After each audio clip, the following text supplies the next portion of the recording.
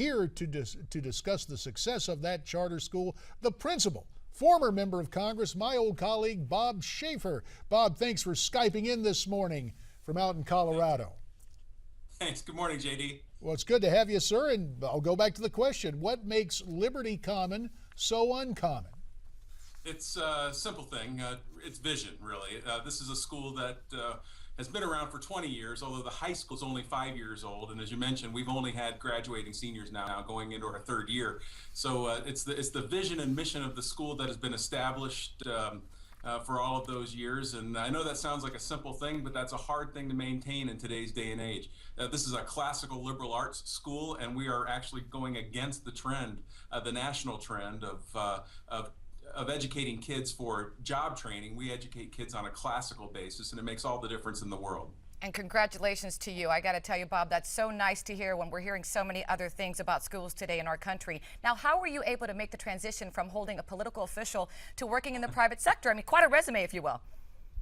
Well, I worked in the private sector before I became a high school principal, too. When I left Congress, I ended up working for an energy company and renewable energy as well as oil and gas. But I've been involved, as JD knows, when we worked together in the U.S. House. I was on the Education Committee, and that was the committee I was probably most active on. And I was a state senator for 9 years before that, and I served on the state education, the Senate Education Committee.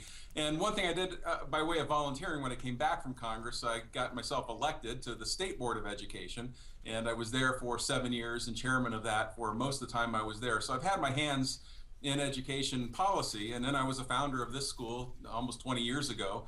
It just kind of came full circle once we decided that we were going to build a high school. The board here of the school asked me if I'd manage the project and ultimately become principal. Wow, you think about this, Bob, and I guess the question, only about a minute remains in this segment. We're going to keep you around. But what is the biggest change going from policymaker to policy enforcer, if you will, now as principal? Well, you'll appreciate this. I joke a lot that there's a great similarity. I've got about 435 kids running around here who act like they're in charge every day. It's not unlike Congress at all. But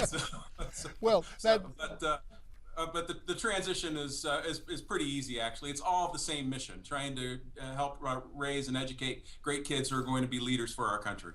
And Bob, we're going to ask you to stay with us. Obviously, there is a lot to talk about, both with the theory and the reality of high school education, but also, obviously, the topic current events, because you're well versed in that, having served in Congress, having run for the U.S. Senate from Colorado. When we come back, we'll take a look more at your experience in the classroom and in the principal's office there at Liberty Common School, and some uncommon occurrences this past week with the midterm election. So stick around. We'll have more with former Congressman, now high school principal Bob Schaffer.